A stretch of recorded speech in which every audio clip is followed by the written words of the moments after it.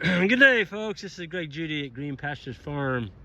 Today I am on the Hitt farm and just moved the cattle onto a new paddock. And anyway, I was walking back, just kind of looking at the grass to see what's in front of us. And this is a little bottom that was full of honey locust trees.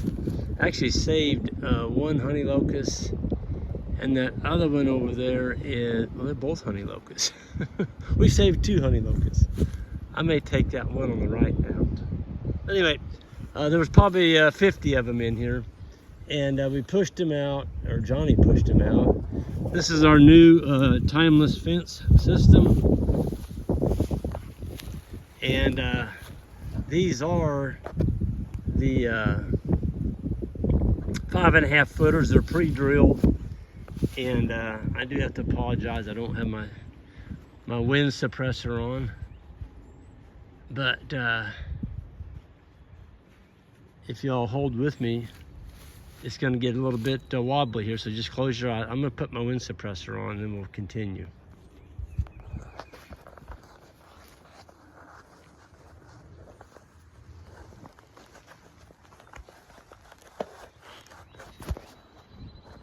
Okay, everybody still with me? All right, so that should knock the wind out because it's blowing pretty good out here. Anyway, so these are put on 20-foot centers. They are pre-drilled, and this is an 1 3/4 inch post. So it's 1 3/4 wide. This is the best post made in the world, as far as I'm concerned. We've used thousands of these across our different farms, and we just haven't had any trouble with them. They're easy to put in. You don't have to paint them. Of course, you don't have to drill them. They're pre-sharpened. They've got a depth gauge on the bottom, so when you get to that marker, you stop. You don't have to drive them any deeper. They are non-conductive, and they are also made out of recycled vinyl windows. So the core part has got recycled vinyl windows that would typically end up in a landfill. Guess what? We're making our product out of it, and it's made in Tennessee. I believe it's Greenville, Tennessee. So American jobs, keeping Americans employed, American made, and yeah, it's pretty darn ominous. It's just, to me, it's awesome that we have still manufacturing in the United States, and I think more of that's going to be coming back. But anyway, I'm going to promote a good product that I use. I'm not afraid of it. They've got a 20-year warranty. Folks, there are deer. I mean, look at that. There are deer all over this place out here. Anthony and Sean, I think they said they lost track after 40. They had 40 in a herd here this winter. And all this, the only thing we found here was where on one corner, one of the boys forgot to crimp a wire. And the wire, of course the wire came loose when a deer hit it, but we just put it back, crimped it, and that was good. And we had a tree limb, a big limb, fall on a section of this wire. It took all the posts to the ground, 2 of them. All the wires are laying on the ground. And that was before we had it energized. We didn't have livestock in here. But if we had we got a SpeedRite 46 joule charger on here. Folks, it's pushing almost 11,000 volts. If I had my meter with me, which I don't, I'd lay that and let y'all look at it. Extremely effective fence. We've had, well, right here, we've had this wire up now for 3 days. There's never been a wire go across this crop field. It goes over half a mile back south and east. Folks, there's not a single wire knocked off of any of these posts from deer. They can see it. The poly braid, they can see it. The geared reels, these are the Terrogate geared reels. But if you want to get the best post made, check out Terrogate. I'm sorry, Timeless. Get my products confused. There's nothing wrong with Terrogate reels either. I like O'Brien, I like Terrogate, Speed Right. Not really a fan of Gallagher because it doesn't fit in my four-wheeler. I can't get the handle onto my holder. I think they're a durable reel. They're a little bit more pricey than other reels. But I wanted to show you something. Look at this forage. That's my coffee cup down there. That coffee cup is 9 inches. 9 inches tall. Look at that. That's Reed's canary grass. This whole bottom here is filled full of Reed's canary grass. So when Johnny pushed all this out, we put the new fence in. We got as much of this as we could. And this is an old bodark tree that's pretty much dead. It's still got a few live branches on it. We got that pushed out of the way of the fence line, and we got a very attractive fence in here. And Anthony and Sean's already got, I think they end up purchasing, I don't know, 40 to 50 tree swallow houses from us. So we made them all up, put them on poles, painted poles. They've got the whole, all they had to do was just screw it to a post.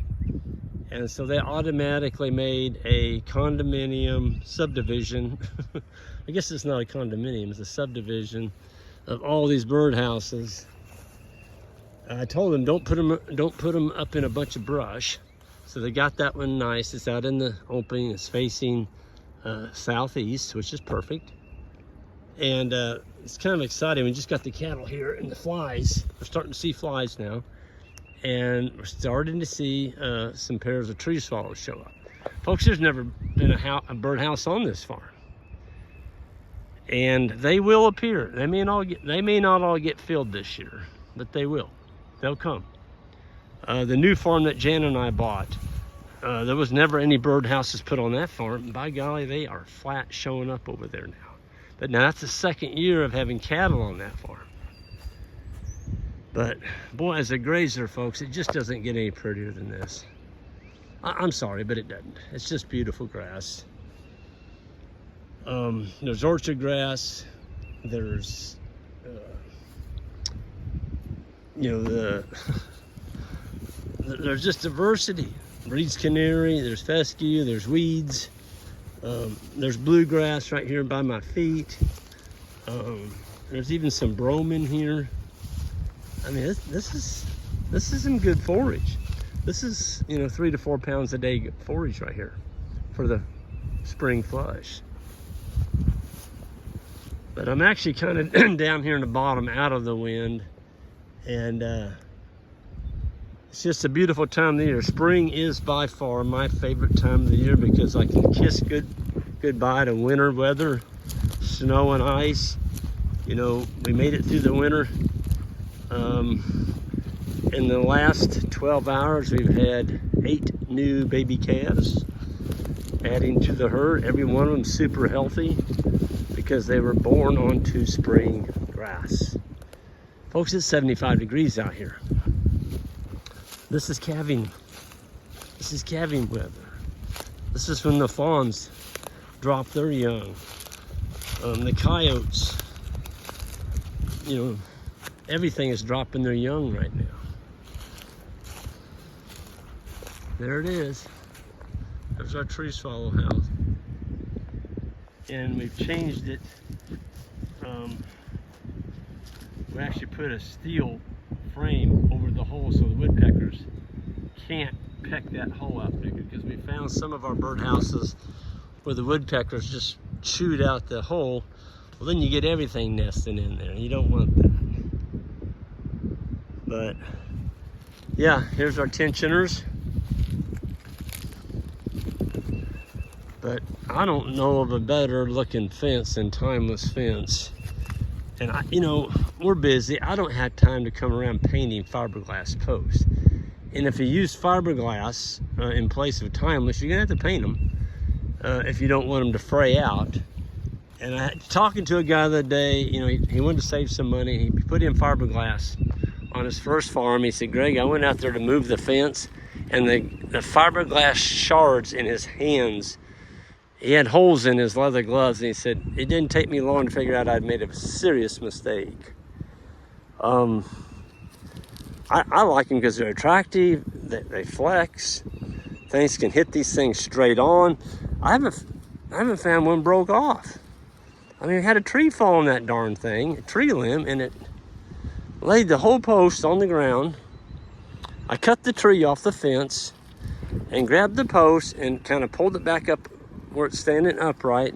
And you can't even tell it today. You can go by there, you can't tell which post it was that it fell on. So I like to do things once and be done with it. And that's why, we build fence, we don't monkey around. We want to build it good, and I don't have time to be out here patching fence, and I don't have time to be chasing livestock. And we are pretty close to a major highway, interstate here. I don't want them out on that interstate. Nobody wants their livestock out on the interstate. So build a good fence if you live by a well-traveled road, and you can sleep at night. But the big thing, folks, is make sure you have a high voltage in there. I'm talking 8,000 volts or more. Because what happens is, you're sleeping or whatever, and you got a storm, and a tree falls on the fence, and that thing's sitting there popping. There's no way our animals are going to go over that fence. It's popping. Because the last time they touched it, they got their stuffing knocked out of them.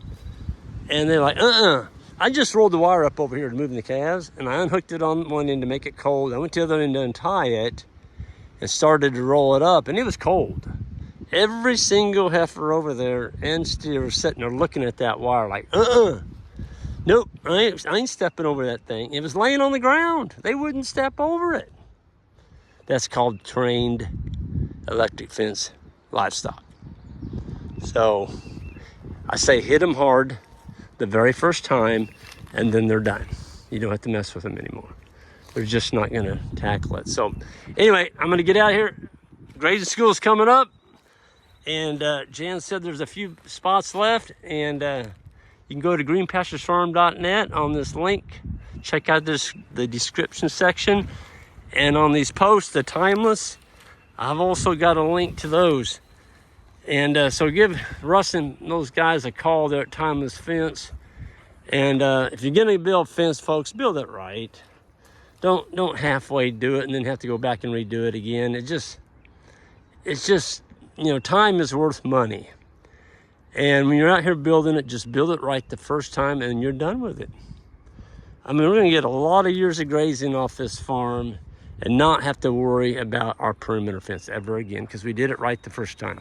Folks, y'all have a good one, and we'll be seeing some of y'all real not too long, couple weeks at the grazing school. Take care.